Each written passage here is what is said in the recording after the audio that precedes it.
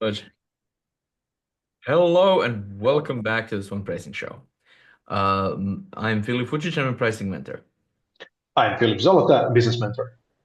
So we wanted to talk about negotiation angles today, which is a fun thing um, that doesn't really exist in what we like to call the duck world, the commoditized service world, because there's basically two modes of talking to clients. The first one, when you're weak, is, I'm very grateful for every dime you drop into my lap. Any work that you can give me, I'm so thankful. I'm just going to do my best. I'm going to prove myself to you.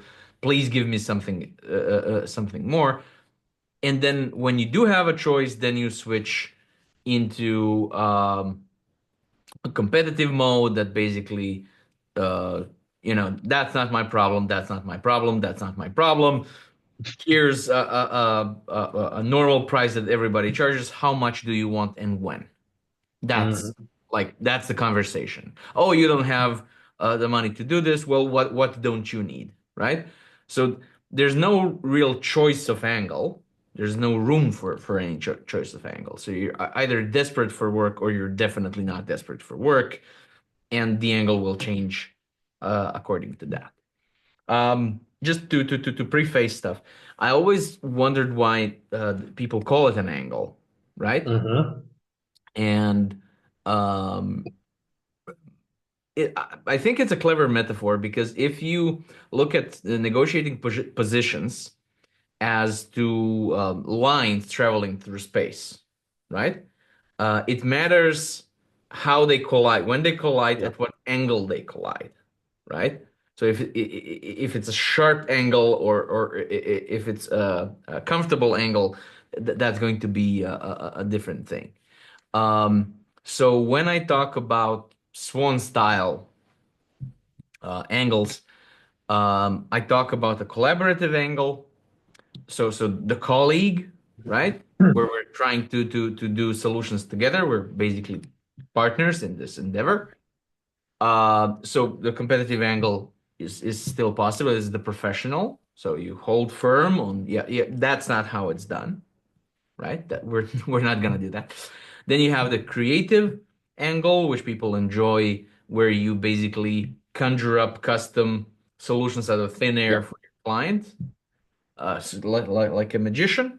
And then you have the principled and emotional intelligence, which is the two sides of the same coin, because the principle is the debater using logic and benchmarks and basically uh, negotiating from a point of fairness, of some objective truth, right?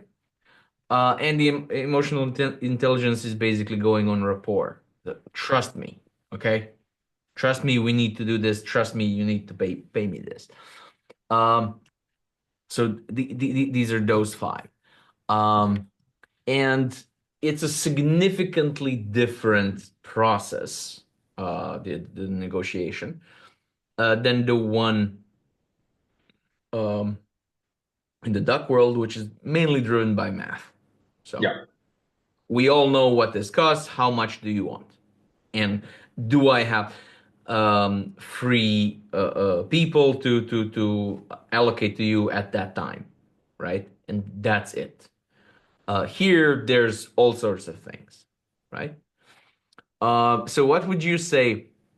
I know you're basically insist on the collaborative angle, right? You basically Mhm. don't want to work. Could you talk about your angle?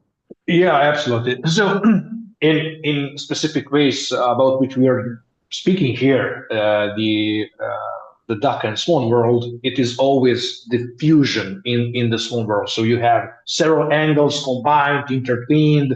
It's a blend. It's a fusion.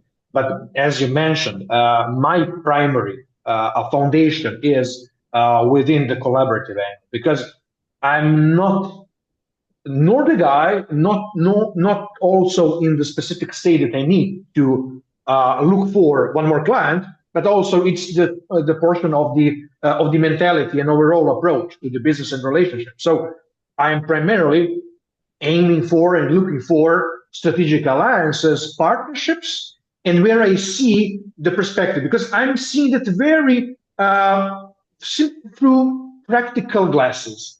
I'm the entrepreneur, like we both are, and majority of my time is being invested within the relationships in business. So I'm being very picky about the people and around the people with whom I want to collaborate. So collaboration is the foundation and the playground where I decide with whom I want to proceed further with the relationship, partnership, and everything else.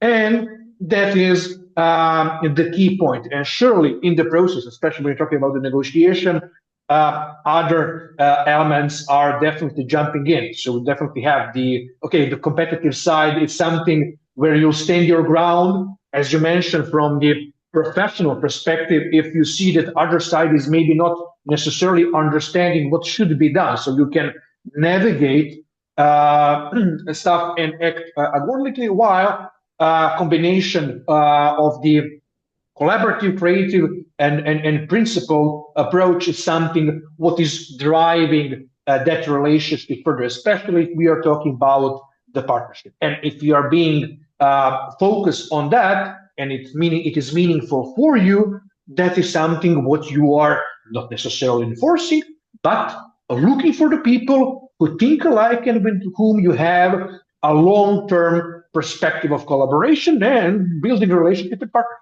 So yeah, Yeah, I mean, it's as you said, fusion, right?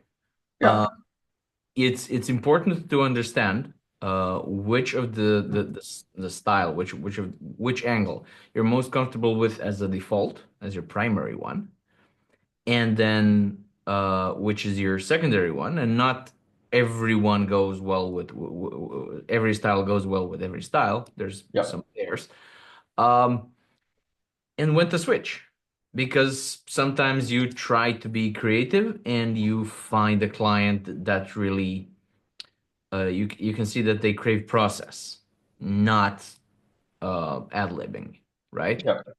Um, and I've been with within situations where a client says you're making it up as you go along. Yes, yes, yes. Not out of nothing. I'm not guessing. Like it's an educated. Maybe I am, but it's an educated guess.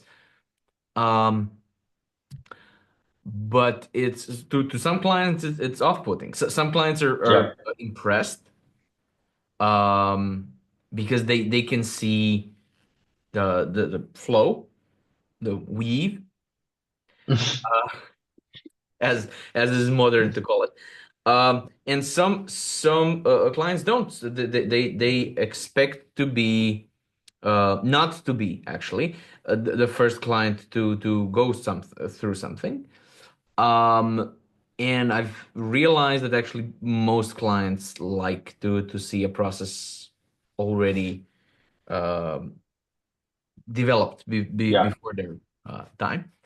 So in my usual work, um, I basically have a path with some alternative routes depending on who exactly I'm working with. And although the overarching problem is always the same, because people are selling to clients which don't really understand what they do, so they don't understand the value, and it's going to look a little different depending on whether somebody is an artist or a creative uh, or very process driven, like an accountant, um, or like a medical professional, or anybody who could have ethical concerns on charging for Mhm. something, right?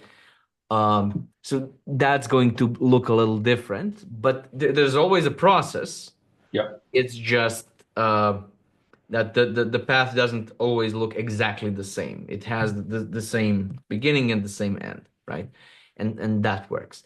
And when it comes to angles, I think it's a very important thing to realize because that's the tail end of your positioning. Now you like to talk about positioning. You Mhm. work a lot with positioning, and I've heard people ask me, or on the internet in general, right? So positioning is nice. How do I make it stick? So positioning is a strategy. Where does it connect to action, to real actions? So this is my position. Cool. I have it on Mhm. a piece of paper. Maybe I have it on my website. How do I actually make it stick? And I think the angles are the that it, right? So your angle needs to match your positioning. Otherwise, you say, "Oh yes, I'm such an expert in camels." Right? Oh, you have a dog. Yeah, I can do dogs. Um, so if you have this, I'm just so grateful for any work. Mhm. Don't get me wrong, you can be grateful about it, but don't panic the poor client by acting like you're going to starve without it, because then you're not going to get any work. Yeah. Um, so so um, so yeah, that was my point. I don't know how operational you see it as, how hard, how tactical. But I think that's the tail end of positioning. Positioning starts high in the clouds and it ends in the very negotiations as an angle. Go on, sorry. I Yeah, yeah, absolutely, and that is a specific case I'm encountering with in the overall process, especially in the all these years of entrepreneurship. People definitely have that specific struggle. Okay, positioning formally in terms of visibility, building their brand and everything. It's cool, but the important thing is having a system, and the system and the approach and angles should be fully connected and implemented with the system, because you need to have consistency from first touch to the end point. Other way around, what is happening from the perception, cool, everything is awesome. And then when onboarding actually happens, when we're talking about the business collaboration and the engagements, first step, second step, awesome. And then things start to deteriorate because you don't have the process. And people, primarily clients, are getting into specific stage of fear. Okay, what's going on? Everything was okay at the initial stage. Everything looked very professional and cool. But what's this? So it is definitely not fake it till you make it, because that way and going down that route, you'll be eliminating your business as you go. Solid rock foundation and adequate fusion with all these components should be in place, because in the end, people are paying you as a professional for the expertise, for the resolution and solution for their respectable issues, problems, and whatever, and they are leaning on you in terms of you being their trusted advisor.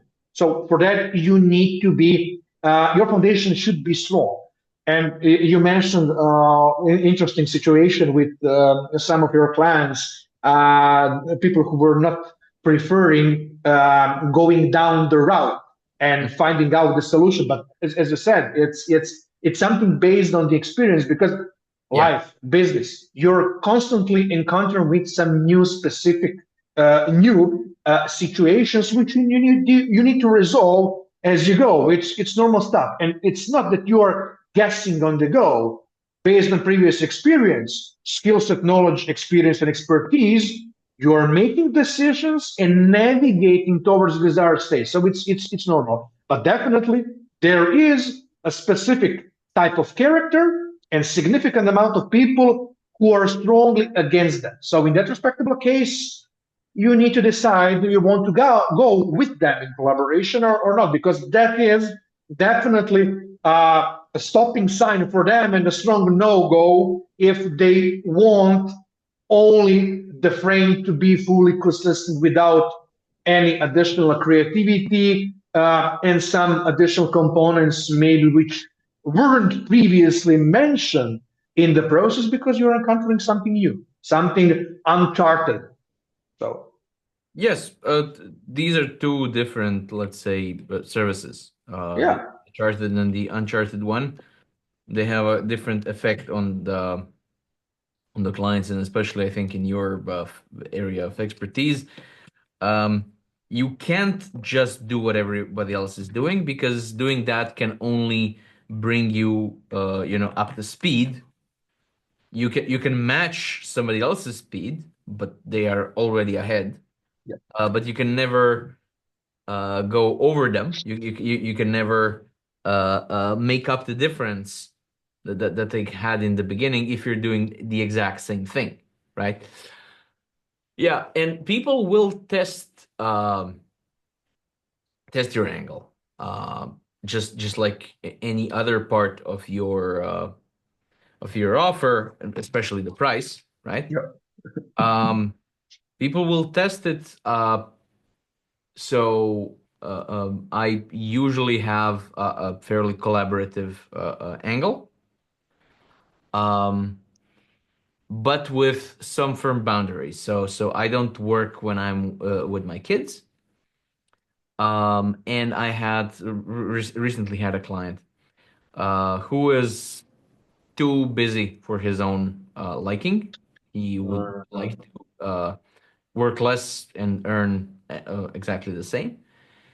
Um, and I think he was skeptical when I talked about my day, how I arrange it, right? And we had a sales meeting Mhm. finalize this. Um, and I work until 4, then I'm with my kids up until 9, right? Um, and we had a meeting at like 2, and he sent me a message a couple of minutes before, oh, we'll have to shift this by 2 hours, and or 3, and start at 5. And I said, no, sorry. Mhm. I mean, this is a sales call. It's obviously important to me, but you we can do that tonight at 9, tomorrow at 9 because my day is full tomorrow, or Sunday, Friday if you like. Mhm. Those are the three options. Me not sticking to my schedule in order to sell something to you is just not part.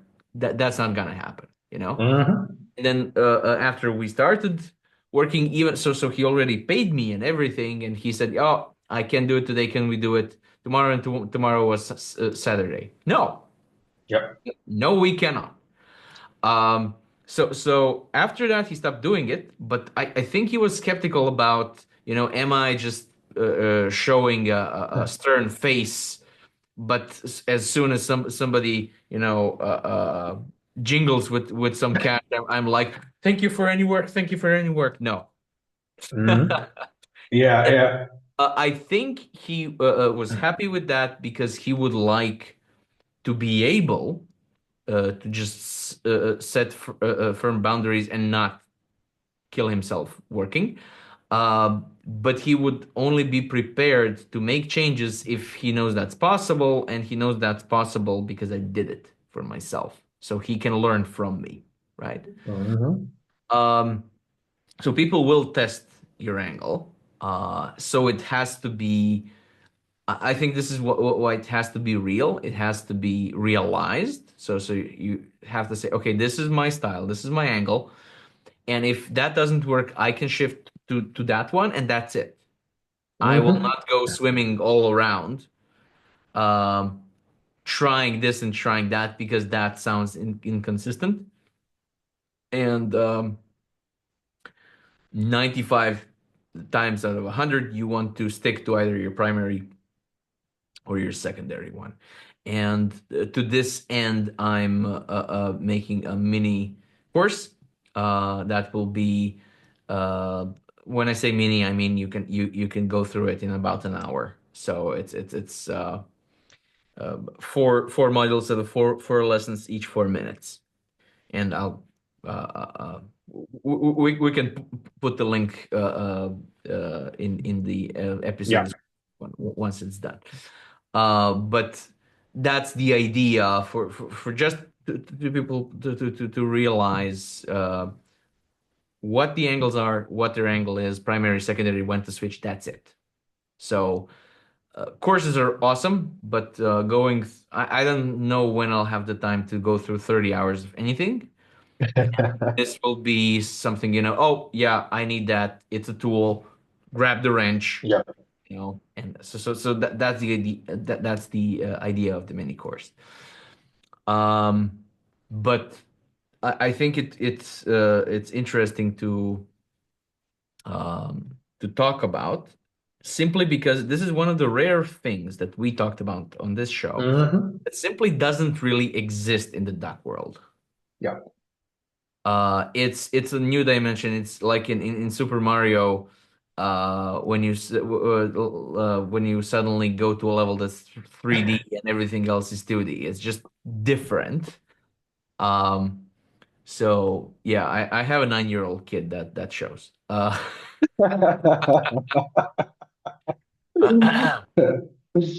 But yes, I still stand by that example. Did you want to mention anything else about the angle? Practically, I think we covered everything. You just wanted to, to maybe mention. You reminded me of one specific case from my previous experience Uh-huh. when I was working for one company as the external resource.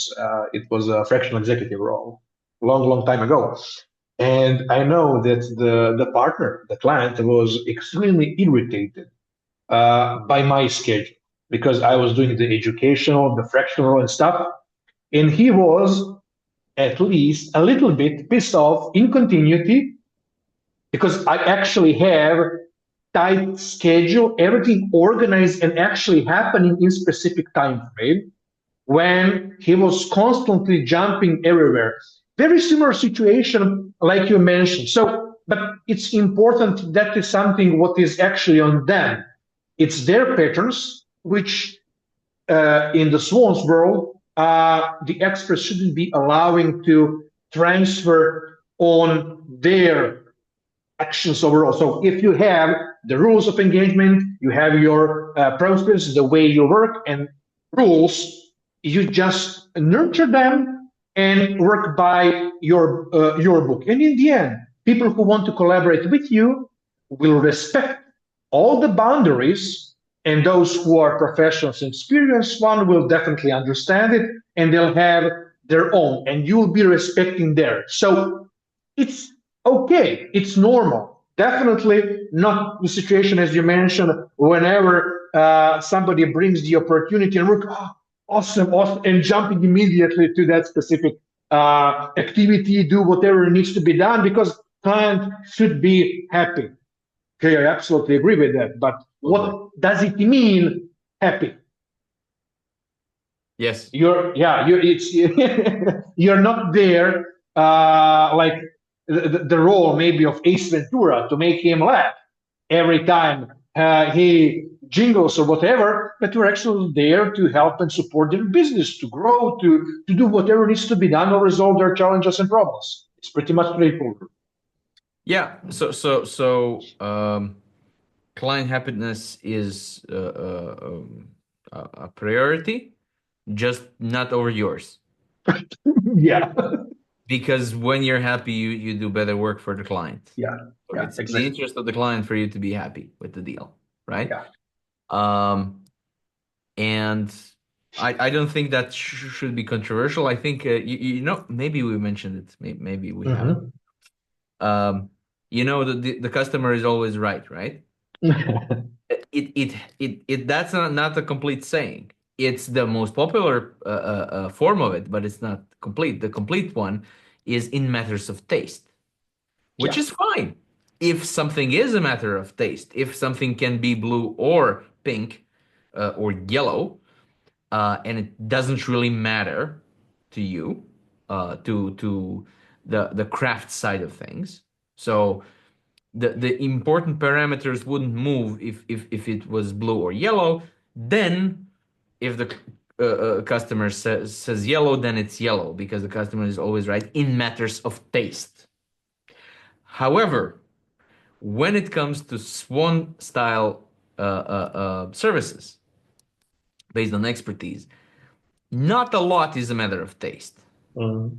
This is the comparison that I like to make that I've made a couple of times on the show, the difference between candy and medicine, right? Mhm. So if the customer wants gummy bears and not pralines, and pralines are usually more a better type of candy, but yeah, it's a matter of taste.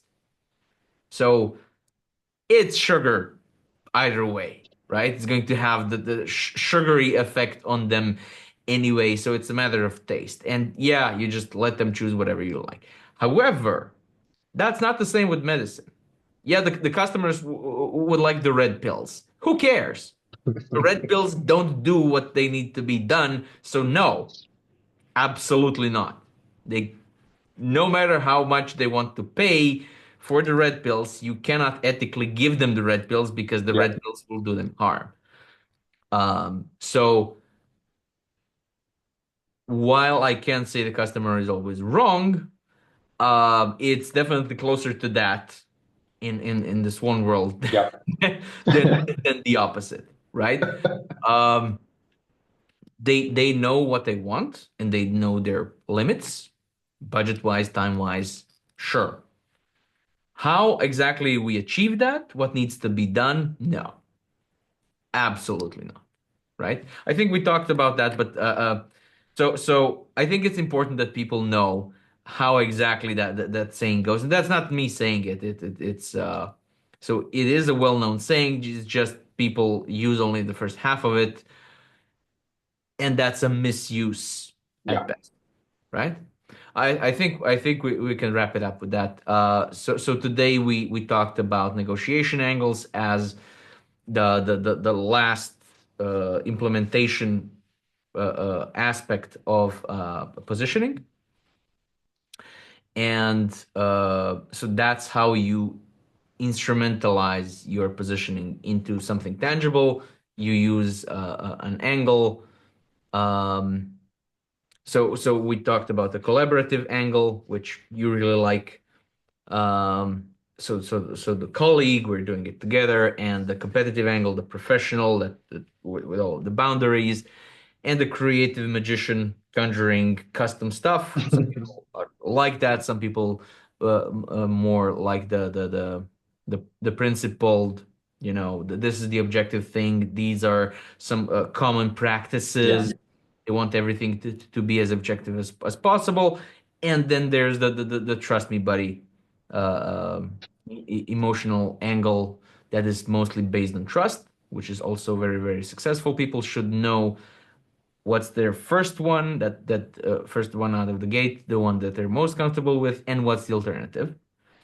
Um, and once you have these two things, then you can negotiate the Swan type deals much more successfully. yeah. Right? Awesome. Where can people find you, Philip? People can find me on LinkedIn and also on my mentorship page, philipsauto.com. I am now writing 3 times a week on LinkedIn as well, and the rest of my stuff can be found through an AI chatbot on fearless-pricing.com. Thank you for joining us today, and see you next week. See ya.